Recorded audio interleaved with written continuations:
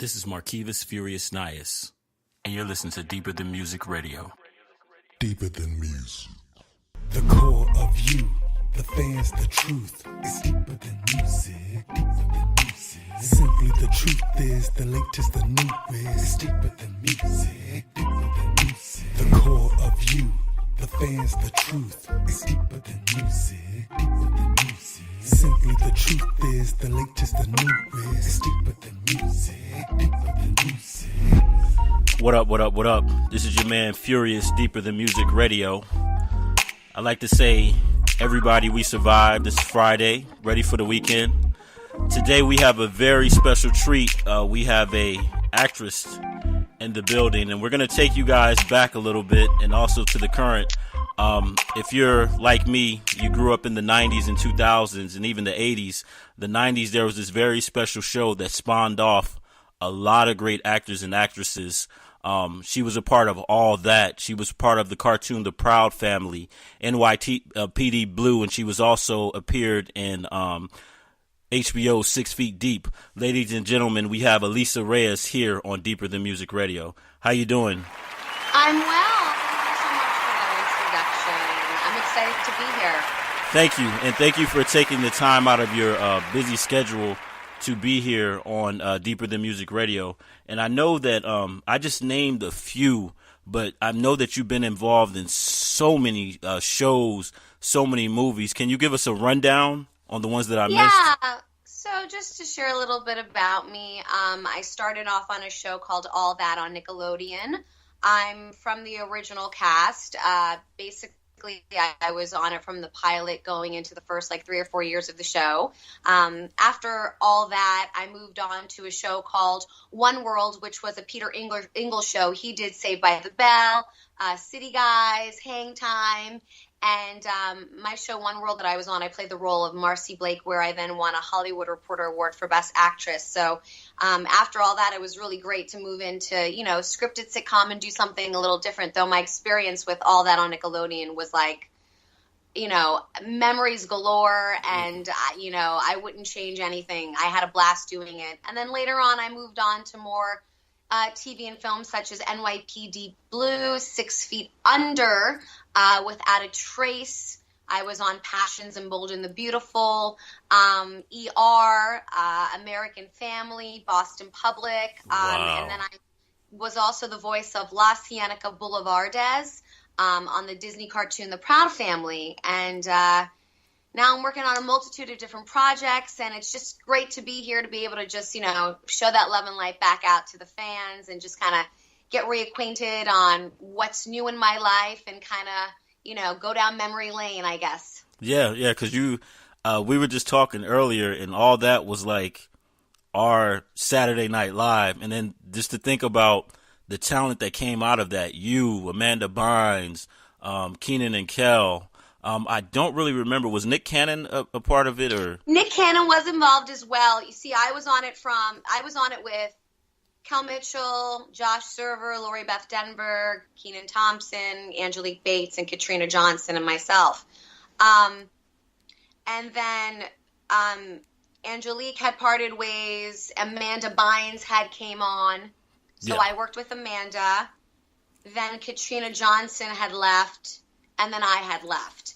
I had left due to the fact that I had an opportunity to go be on One World on Teen NBC. So it was my choice to leave. It was a hard choice. They wanted to renew. So it was never anything that, I didn't leave with ill qualms. It was all love. And, some cast members, such as Josh Server, was one of the longest running cast members for 6 years or more, maybe, probably even more.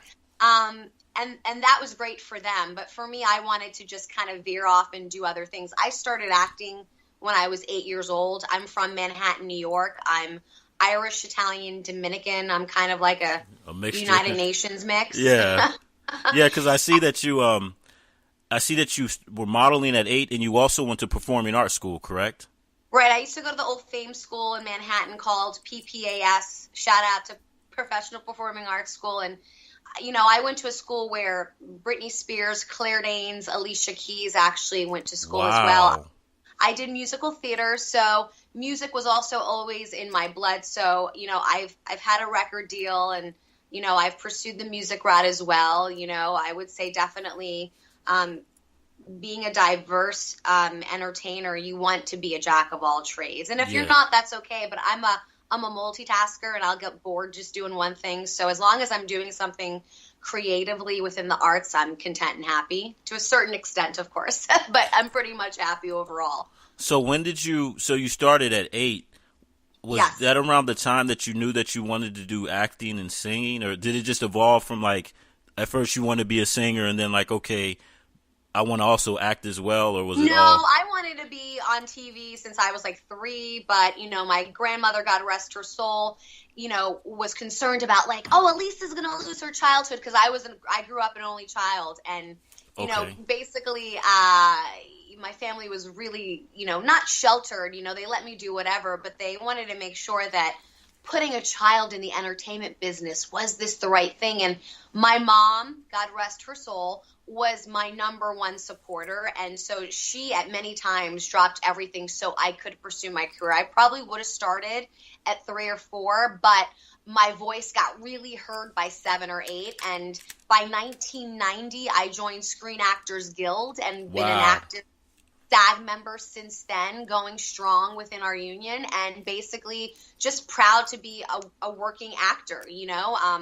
It's definitely a crazy industry that I chose to be in, but I wouldn't have it any other way. You definitely have to have thick skin, but I think with the right head on your shoulders, the sky's really the limit, no matter what career you choose to have. This just seems to be my path. Yeah. And you also said like the performing arts. You mentioned Britney Spears, Alicia Keys, and I also know, like, God rest her soul, Aaliyah was also part of her performing suits. How is that? I always wondered, like, how is that different from regular school, like a regular public school? Is it more concentrated on the arts, and then you do your math, your science? Well, no. So a performing arts school, the performing arts school I went to in New York was a public school, but then there were also private schools such as PCS, which is Professional Children's School, where, you pay a tuition, a fee. My school, on the other hand, very similar to another high school called LaGuardia High School, which is very popular as well in New York. It's catered for actors and dancers and singers. So for me, because I came into that school as a working actor that was doing TV commercials, that was doing modeling, that was doing TV and film, I needed to have the proper type of academic, program for me so that I could take it on the road, but come back and pick up from where I continued off, while still be able to perfect my craft, such as my dancing and my acting. So I chose musical theater, but you could also choose vocal, which is what Alicia Keys was in. I think Britney did musical theater like me, and then there was just strictly theatrical, like plays and acting. I want to sing and dance. Yeah, I'm like a Jennifer Lopez. I want to do it all. You know what I mean? I got you. Yeah. So at the end of the day, I wanted to utilize the category that was going to serve me for my highest good, which was musical theater. So when I was at the pit, of doing all that in the prime of everything, I was like a freshman in school. So I was constantly having to do my homework back and forth. And there was a time where I actually had to get homeschooled and change my academic program. Like my high school diploma got sent in the mail. I didn't go to my prom. I had to go to somebody else's to fake the funk. Like, my education, it wasn't hindered. I still have my diploma. I still have my education, but it just was done in a different way. So this school in particular allowed me, it maneuvered with me, if that makes any sense. And that's what it's set up for. So it's geared for working actors, and it's geared for your working schedule. Okay. Yes, exactly. And could you explain, so you started off as a model. How did that, could you walk us through how that presented the opportunity for you to be on all that? So what happened was when I was 7, 8 years old, I told my mom, like, this is it. I want to be on TV and film. So she took a couple of pictures of me. Through finding out through a magazine in New York called Backstage, where you find out about local things in the arts and maybe information about agents and reps, and just asking around the grapevine about children's representation. We came across this one agency in New York, in Manhattan at the time, called Tracy's Kids. On a whim, we sent my photo. I got a meeting. I kid you not. I cold read a couple scripts. The lady liked me, said she'd send me out on some auditions. The first audition basically I went out for was a Honey Nut Cheerios commercial, and it was a National Screen Actors Guild commercial, which means you gonna make a little bit of money. Yeah. Well, praise be to Jesus, I got that gig, and the rest was history. I really fell into the business with so much passion and love that it didn't feel like work to me. So I think for me, starting as a child and paying my dues to a certain extent as a child actor and transitioning into my adulthood now, it's definitely been a little easier psychologically, other than compared to actors that are maybe just starting off now later in life. Yeah. If that makes any sense. But yeah, I started off doing modeling and commercials, meaning runway modeling and editorial modeling and catalog modeling. Wow. And then when I started getting more on-camera roles, meaning I got my foot wet doing industrials, meaning like I would host a video with another kid, an educational video that maybe you would see in your school. Things like that. I was doing little jobs like that. Finally, I got a call. I was like 12 or 13 about a nationwide search for a Nickelodeon untitled sketch comedy show. And that they were looking for, 7 actors or, something along those lines of diverse backgrounds that were strong comedic actors. And you had to basically prepare your own shtick and go in and perform it. And Keenan and Kel and all of my other co-stars have an extensive background in stand-up comedy, and I wasn't one that really did a whole lot of stand-up comedy, but I was always confident, I was always sassy, and I was always ready to go, and I had energy for days, as you could see. Yeah. So, lo and behold, my mom helped me write this really crazy monologue. I went in, prepared a script that they had also given me to do, and 6 callbacks later, a total of 7 auditions, I ended up getting the job. Wow. And it's funny because you mentioned another question that I had. It seemed like it was sketch comedy, so it was really on the fly, kind of like it reminds me of, well, I want to say that Nick Cannon's Wildin' Out is kind of in a vein, so I imagine it was like that, like on the fly sketch comedy and right.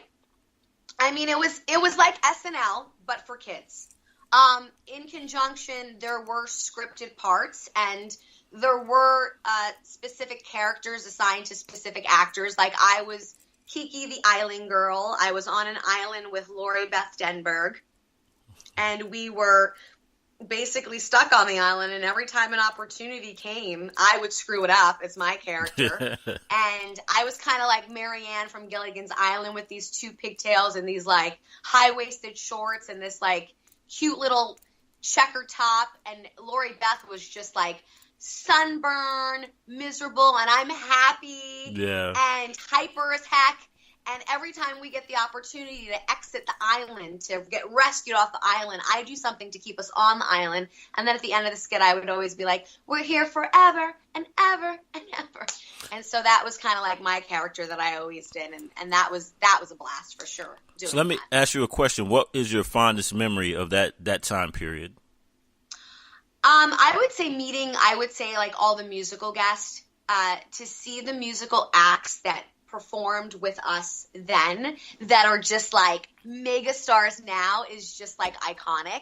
Yeah. And what's great is I've been blessed to bump into some of them, and when I do, there's so much love and light because they know that I knew them back then. So at the end of the day, you got to stay organic and authentic to yourself. Yeah. And so it's great to see people just like Usher Raymond, Craig Mack. Oh yeah.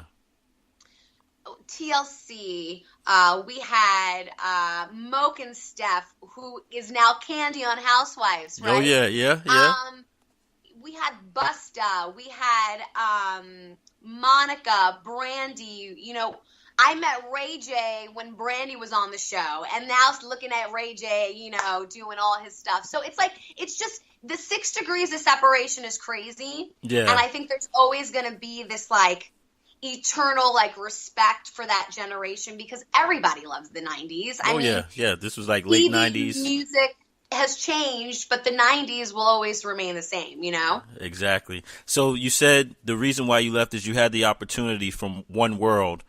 How was the transition going from sketch comedy to now you're in a sitcom?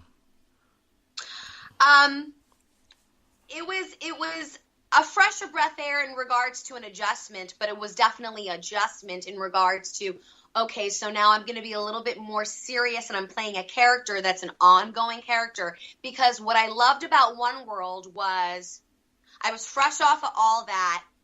So it's like I had this Midas touch energy going on, and I just was like ready to work again. And the opportunity came where I was up for another show that ended up actually lasting like 1 season. So it was good that I didn't get that show because my show lasted a good like 3 years. Yeah.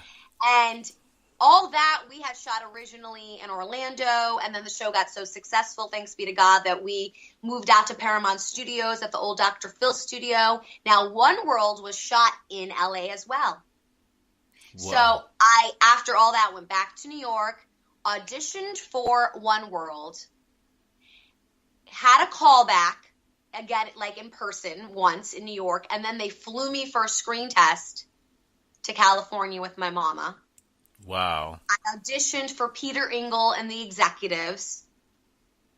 And I remember getting a call. I had to make a phone call on a payphone to see if I got the job or not. And Peter Engel said to me, "Hi, Marcy," and that's the name of the character. And I just was bawling my eyes out because I couldn't believe God blessed me with another series regular role. And I was like probably around 16.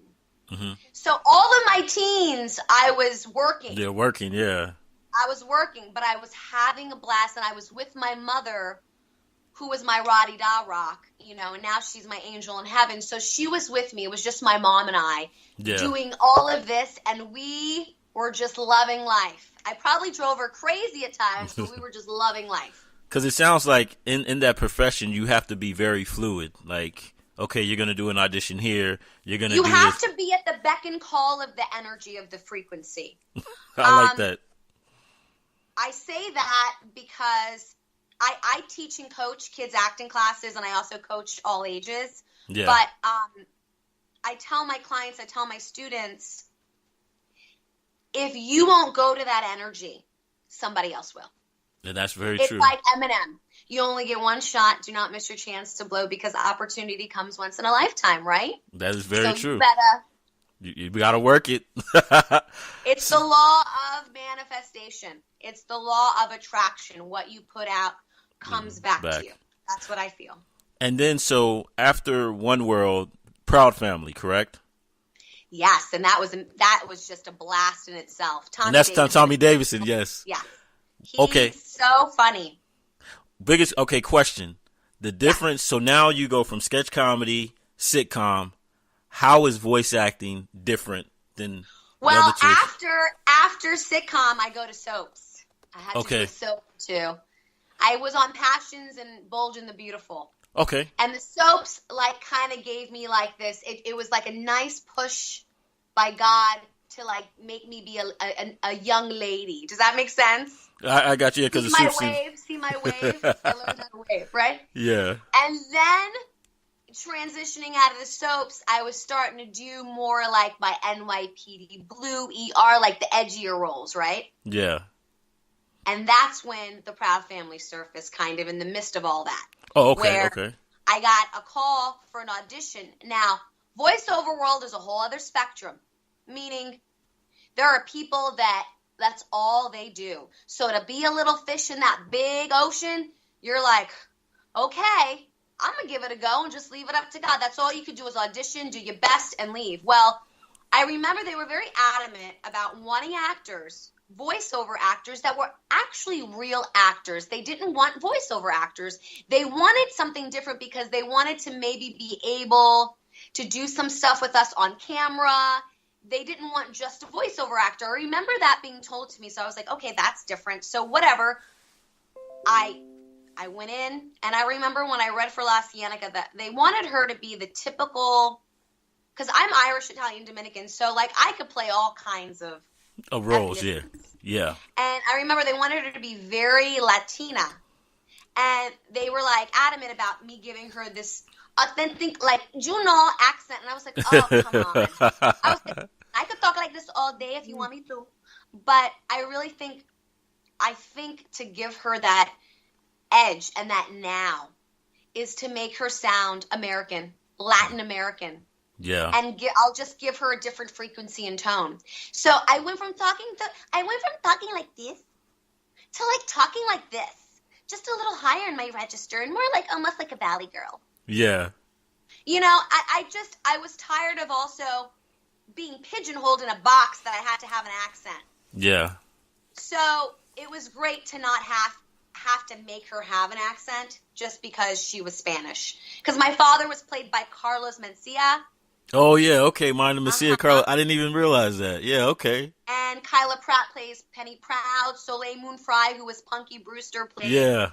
You know, so played on the show as well. So we had a great cast, and Tommy was just a blast. I mean, there were times where I did a lot of my work solamente, and then they merged our voices together. But the times I did get to work with them, it was great. And I would say, like, everyone that I've worked with in my past, I genuinely stay in touch with, and I genuinely, like, really have nothing but great things to say about everyone that I've worked with. I mean, God has really blessed me with a journey that has really just shaped me and molded me to who I am today. And, you know, everyone that you meet in life, whether good or bad, you know, you got to roll with the punches and take what you can from it and grow and move, you know? Yeah, because it seems like one thing is your experience, you've built, and you spoke to it, you've built such a huge network, and you're like, hey, we had Usher before Usher was Confessions right. Usher, you had TLC, I mean, and even in 90s, like we said, Ooh Off the TLC Tip,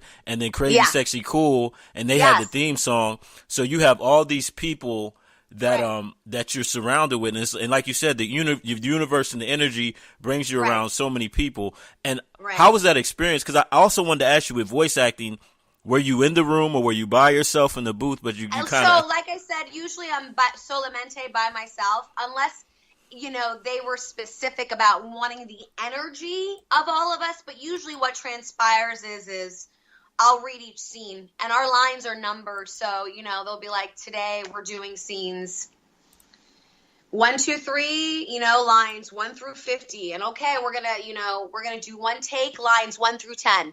And usually there's not a reader, and I just read my lines by myself.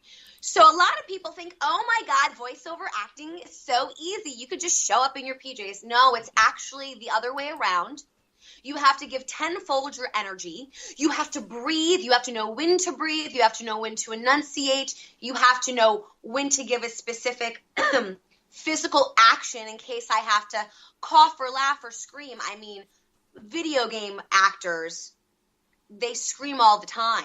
You know? So when I audition for a video game, I'm like, all right, better have my ginseng tea this morning with my cayenne, because I might make it a hot toddy, because I'm going to have to use my vocal cords. And I make sure that I vocalize before I go into my sessions, and that I get rest, and that, you know, I coat my throat, and, you know, you do what you got to do to get the job done, basically, you know? Yeah, and you have to, like you said, like, I remember they tell you, you know, you got to smile with your voice, you know, when you're greeting somebody if you're on the phone, and you can't do those physical. Nobody can see those gestures or those nuances. You have to do that vocally. So that makes sense. You got to feel it with your voice. I mean, look at Morgan Freeman. He's the voice of God. Why? Exactly. He has that energy. Yeah, and I like how you. When you were talking earlier, how you just switched it. You like, I could have had the Latino voice, but instead you did that like a switch. That was so impressive. Like, switch. Yeah. So after that, it seems like you went from a string of different shows. So you were on 6 Feet Under. It's like so much that I could name after that. And I think think I veered into then doing a little bit things more artistic and creative, such as I love doing radio. So for a little bit, I had 2 radio shows on Sirius Radio, and then I had my own show on Blog Talk Radio called The Alisa Reyes Show. And then I veered off to film, doing some independent films, such as a movie called Pledge of Allegiance with Freddie Rodriguez, who was also in 6 Feet Under. I had done a film called Freezer Burn and A Trip to the Dark Side. You know, I was starting to do, just trying to veer off of, I wanted to be shown more as Alisa, the adult. Yeah. You know? So the transition has been definitely an amazing journey. But now, you know, I'm steering the ship a little more. So you're going to see a different element of me compared to what you normally are used to. You know, Nickelodeon and Disney is a certain energy and vibration. But then when an actor chooses to go a different route, that's a different energy and vibration. So, you know, some people will resonate and some people will be like, you know. So at the end of the day, like, I have to do what makes me happy. Yeah. And for me, I love now staying creative, and also I've taken on a lot of writing and producing, and I do have a couple of new projects in the work where this year I'm really excited to talk about a film that I'm producing called The Orange Years, where it's a documentary about 80s and 90s Nickelodeon nostalgia. Oh, wow. Okay, The Orange Years. I got that. Okay, yeah. Nickelodeon. And I have an amazing plethora of, like, a team of people that I get to work with, and Scott Barber is one of my partners who I'm doing other projects with, but shout out to him. He's one of the producers and amazing editors on the show. And, you know, basically we wanted to do this for the fans. The fans from this era are so loyal that it just made sense. So we got Mark Summers from... the show from Double Dare, and Double Phil Dare, Moore yeah, from Nick Arcade, Phil Moore from Nick Arcade, and Melissa Joan Hart from Clarissa Explains It All. Yeah, you got me and some of my All That cast, and you got, you know, I got Keenan and Kel and me and Josh and Lori Beth, and you know, people from Salute Your Sorts, and people from all these other Nickelodeon shows, creators and writers as well. And so it's definitely a documentary you're not going to want to miss. I mean, definitely by 2019 it'll be out. Maybe before then, and it'll definitely be in we're hoping for it to be in theaters and maybe online, as well as you know, in film festivals as well. Mm-hmm. So that's because that's a huge history, and it seemed like it was a perfect launch pad for you and the others because it was so diverse, and it sounds like they gave you guys creative freedom and also a way to bloom and grow as young actors to transcend. On all that? Yeah. Yeah, I mean, on all that, they were very open to if we wanted to ad lib or improv or add a little certain je ne sais quoi to our characters. But I mean, overall, because it was the only difference compared to all that and SNL is SNL, the actors actually get a chance to write. And now in order to get on camera, you got to write your material. Like, Keenan writes his material. Wow. We weren't writing it, but we were a part of the inspiration, frequency, and energy, which then allowed those characters to be created.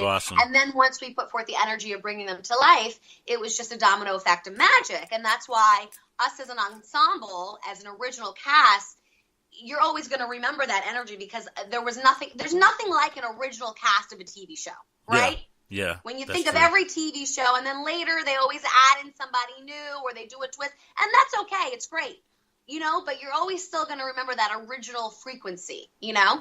And that makes sense. We forgot one thing, too, because you were also in a music video. Oh, I've done a couple music videos. There was I did music video I did a couple videos when I was a kid. I was in a Mariah Carey video when I was like 8 years. Yeah. That's the one I was thinking about. Old. Yeah. It was called Make It Happen. And she was in a church, and I was like her little backup dancer on stage, and I had a bunch of like close-ups, and I was like, at the time I didn't know who Mariah Carey was, and now I'm like, I'm dancing, doing the Run Man behind Mariah Carey. I think it was hilarious. And then go figure, Nick Cannon marries Mariah. Oh, you know what? I didn't think about that. Isn't that crazy? That's kind of like kind of like the That's the Way Love Goes. You know, J-Lo's doing her thing. Separation. Yeah. So with all the stuff that you've done in your career, What has been your biggest challenge? I think just continuing to find the right roles, to find the right projects and piece everything together. You know, life is a 3D matrix. It's a video game, and we are the player and we are the master of the ship. So every 5 to 10 years, a person goes through transitions. Yep. They go through changes and growth, you know. So for me, you know, Alisa at 7, Alisa at 15, Alisa at 21 is different than Alisa now. But at the same time, I think for me, like, continuously growing within my writing and my producing, continuing to do more film. I have another project that I'm really excited that's coming out later this year called Heavenly Deposit. I play the role of Jenny. It's a Christian-based film. The Dove, D-O-V-E, like Dove Soap Foundation picked it up as well. And so it has a beautiful, positive message. Like, as I get older, I like to definitely project and be a reflection of love and light. So, you know, I want to definitely do projects that are going to touch people, that are going to make people smile, and that are going to allow people to possibly learn a lesson, or at least take something home, you know, from what I was able to share and project through that story. And at the end of the day, just continue doing what I love. I mean, you know, I plan on recording some new music later on. Okay. In 2019. Music has always been a love of mine. In 2016, I had a track called Sexy Hot that was dropped on iTunes and Google Play, and TuneCore,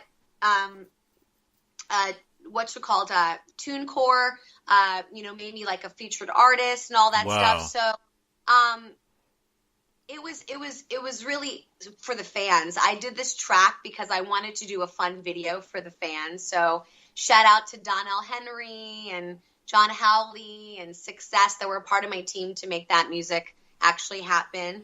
And, I mean, for me, I just love performing and being creative. So like I said, as long as I'm doing something within the arts, my soul's pretty happy. That's awesome. And what has been the most rewarding moment out of your extensive career?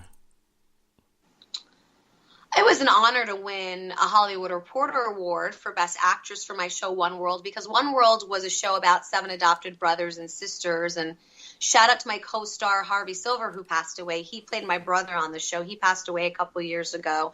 And so I have fond memories of meeting him, and that family became like a family like all that was for me, but then later on in my late teens. And so working on a show that was about a positive storyline, like my character, I played the Cuban-born entrepreneur. You know, I played a girl that was Cuban, but that was constantly, she was kind of like the Michael J. Fox from the show Family Ties, meaning like I was always a hustler trying to make money, living the American dream, you know?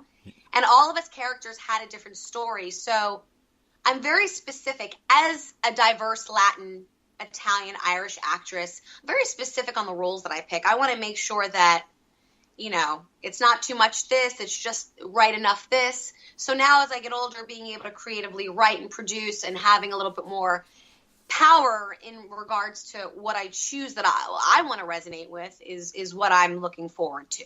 Yeah, because it seems like your experience now, you're the creative force. And I like the one thing I noticed throughout your career and then throughout the roles that you played, you're like, okay, I don't want it to be pigeonholed this. I'm going to add my twist to it, make it American and make it my own. How do you feel about, because we talked about we're in roughly in the same age bracket, we came through the same era. How do you feel about technology now? Because back in the 90s, technology, we didn't have Twitter, we didn't have Instagram. How do you feel technology impacts your work as an actor now? Is it easier to get out there now as far as getting work? And like now you have more control because now there's outlets that you can put out your projects. And it's easier for sure, but you definitely have to be protective and, you know, not so trusting, because now, you know, you don't have to meet people in person. So you have to make sure that all your ducks are lined up in a row. I mean, for me, being on a TV show in the 90s and not having social media and having to earn the fan base through like Teen Bop magazines or meet and greets in person, or literally After all that show, I signed an autograph for every person that sat and watched our show. We all did. We got free pictures. We signed autographs and took pictures with the fan. And we were tired, but we wanted to make sure the fans knew we love you. It's because of you that the show is a success. It's because of all of us together that the show is a success. So we have to give that love and light back. But I think at the end of the day, I lost my thought. I apologize. No problem. Like this is impressive. You guys, and one thing that you bring to point is one thing I feel about social media, and you lose social media, right? You lose that personal touch, and you just spoke upon exactly. But I will say, I'm now able to still be hands-on with some fans. But here's the thing, like, every now and then there's going to be a couple of weirdos that you have to hit block. And I'm being honest. No, you're right. And that's kind of a blessing, rather than imagine it in person going, I block you. Can't do that in person. No, you made me think about John Lennon when you said weirdos and you could kind of scope them out. For some reason, John Lennon and what happened to him, unfortunately. I love him. I have a picture of him in my house. But at the end of the day, I just feel like social media is an outlet for people that don't have the opportunity, that maybe come from a small town or maybe don't have the accessibility to be in the presence of someone that can maybe make a difference for them. But then having just something as simple as a phone, being able to share your story and then touching millions, the domino effect is then endless. So, yes, if it's done the right way, social media is a beautiful thing, but then social media has been used in the wrong way. So for me, I have to remind myself when to shut off from the 3D Matrix world and when to be one with myself and spend family time with my husband and my family, and when to shut off, because we all get sucked into technology. Yeah. And then one thing I think is, like, people would talk about Aaliyah and how you were able to have a air of mystery about you. But then I also heard people say that sometimes they feel like people want you all the time because of social media. And then there's a time I feel like celebrities, sometimes you have to be on your P's and Q's because you might have a bad day and TMZ might be around. And next thing you know, your bad day is all over. Like, for example, the Nicki Minaj and that was crazy. Yeah, like with social media now, you have to be on your P's and Q's because you never know. You never know who's out there. Because everybody will just take their phone out, even if it's at the end of the day. Yeah, you have to make sure that your etiquette and your class is on point for sure when you exit out of the house. Yeah. And it's sad that people can't have their own privacy, but that's the life that you chose to live when you are in the spotlight. So I try to be a role model, and I try to make sure that when I do post, it's for a reason. I try to definitely do things of quality rather than quantity, and try to do it gracefully. And I do think before I post, you have to. Oh, yeah. You have to. It's like what they say at a job in corporate America, or you send out an email. Is this a professional email that you're going to want to send? And, and you sit upon another thing, because I feel like with some people, and like as far as with reality stars, sometimes you get that impression that it's just to put it out and it's just for shock value. And like you said, quality will always overrule and outlast quantity. I will say there is a difference with reality stars that have a background that are already within the arts, meaning they maybe were already a working actor or a working model or a working singer or had their foot wet within the industry. But then when you get people that have never been on TV, that have never have been interviewed, that have never walked a red carpet, that have never gone to an event, that have never done the things that they're now going to be asked and required to, do. Yeah. Some people tend to get overwhelmed, and some people, they don't know how to necessarily resonate the frequency that they're expected to have. And I hate to say that, but that's sometimes what makes a reality star such a success. Because if it's a train wreck, people want to watch it. And we're all victim to watching good and bad TV, right? Oh, yeah. You're right. And just basically talking to you, it sounds like a lot. Like you said, you got to be on. I got to be here. I got to be there. And then for a person, like you said, that wasn't groomed for that, that's a lot of work. And I can see where it is a lot of work. It could be a breakdown, and then you have to have that switch to. But it's not that deep either. Like, you know what I mean? Yeah. It's like life becomes complicated if you make it complicated. True. So we have 5 minutes, and all the great interviews I've had always they seem to be shorter than they go real fast. And again, thank you for your time. Of course. Any shameless promotion? Like, where can we see you on social media? Where can we find out about your next project? What do you have going on? For sure. Well, if you want to stay connected with me, hit up my website. It's AlisaReyes.com. That's AlisaReyes.com, where you could sign up for a monthly newsletter. And you can also check out my monthly blog. I have a blog coming out right now called Soul Tribe, where I talk a little bit more about, creating and honing in on what makes you happy and being around like-minded people, whether they're blood relation or not. My blogs aren't necessarily always about acting-related things. I like to talk about ascension and inner awakening and try to be kind of that reboot and mojo that maybe, your soul needs for the day. So make sure to visit my site when it comes to maybe needing a little reboot. I also am on Twitter. I'm also on Facebook and Instagram at Alisa Reyes as well. On Twitter, Monday through Friday, I do 90s trivia. So that's something definitely fun that you want to check out. Now, coming out later this year, like I said, I got Heavenly Deposit. I got my film, The Orange Years. I'm working on a new animated TV show, so you don't want to miss out on that. And be sure to check out my latest animated project called Mosquito, The Rite of Passage, which is on Seed and Spark, Apple, Roku. There we go. Seed, Spark, Apple, Roku. And then also you mentioned a song that's out on iTunes. Yes, I have a song called Sexy Hot. And it's on iTunes, Google Play, and Amazon. Be sure to check that out. You can also check that out on my website, AlisaReyes.com as well. And then if you're also interested in maybe a coaching or teaching session when it comes to acting, check out my website for more detailed information for a session booking as well. Okay. Alisa, thank you for coming out here, taking the time. I know you have such a busy schedule. You do it all, multi-talented. And we'll definitely be following you. And I'll actually add your song. I have a segment called Music Mondays. I'll go ahead and add that to Music Mondays as well. And definitely keep us in mind. Keep us going. Keep us going. And I want to make an announcement that we're going to transition to video, and we'll have Alisa Reyes back on here again to talk about. I'm pretty sure we can talk all day about some of the behind the scenes stories and things that you have throughout your career, because I told her before we had the interview, all that theme song and just so much history to the then and then to the now. You have so much going on.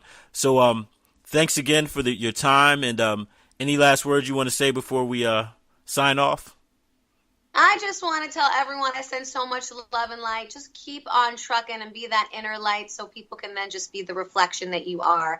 Resonate love. That's what we need in the world. And thank you so much for just listening. It means a lot. And you are awesome. I send you love and light. This was a blast, and I hope to definitely talk to you again. Thank you so much. Oh, no problem. And